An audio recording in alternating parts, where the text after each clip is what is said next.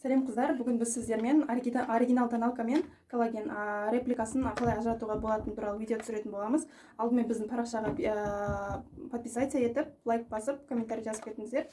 Алдағы уақытта бұйыртса басқа да косметикаларды қалай ажырату керектігі туралы видео түсіретін боламын.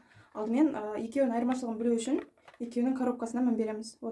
Оригинал тоналкада жазулар более көрінетіндей анық болып жазылады.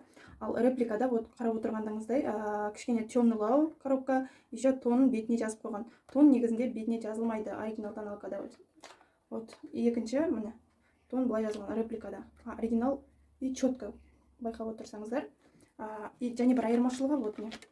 Жанында наклейка болады, оригинал тоналкада, репликада болмайды.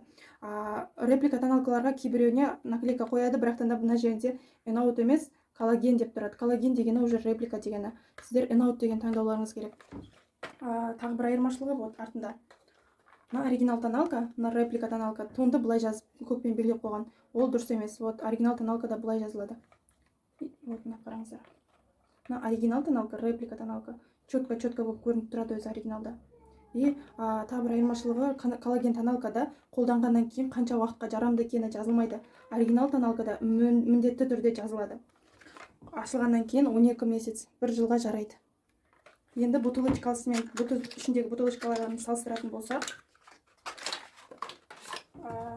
бутылочкаларын қарасаңыздар, міне оригинал тоналка, мына бетке ұстайын, оригинал тоналка и реплика тоналка. Қараңыздар, наклейкасы. Міне наклейканың өзін өтірік жабыстырған. Мен жерінде бұзылған жерлері бар. Реплика тоналкада. Оригиналда онда ешқандай іздер жоқ. Міне. Екінші айырмашылығы, оригинал тоналка кішкене бутылочкасы кішілеу келеді. Көрсететін кішкене кішілеу келеді. Тағы бір айырмашылығы астында. Реплика тоналкада ешқандай код болмайды. Оригинал тоналкаларда, оригинал косметикада негізінде міндетті түрде код болады. Осы код арқылы сіз сайттан бұл косметика туралы мағлұмат біліп отыра аласыз негізінде. Және де кейбір тоналкаларда астына дата жазып қояды. Ол да репликат болып саналады.